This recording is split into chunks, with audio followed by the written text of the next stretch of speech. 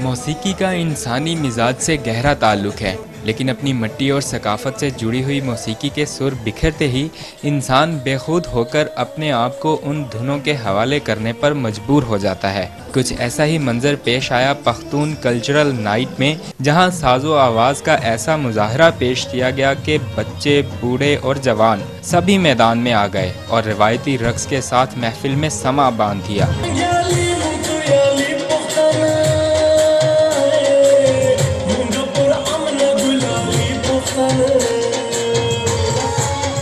اس musical night کو منانے کا مقصد پختون برادری کا آپس میں میل جول اور تعلقات کو فروغ دینا تھا۔ یہ مقصد یہ ہے کہ اب اسلام آباد میں جو بھی پشتون رہتا ہے اس کو اکٹھا کرنا ہے۔ جو ہماری ایک شکل مشہور ہوئی ہے کہ یہ دہشت گرد ہیں، یہ ہیں، یہ وہ ہے، اس سے ہٹ کے آپ ایک پختون کی یہ تصویر بھی آپ دیکھ سکتے ہیں۔ پختونوں کے ساتھ اظہار یکجہتی کے لیے صوبائی وزیر خیبر پختونخوا اعظم خان وزیر نے بھی پروگرام میں شرکت کی۔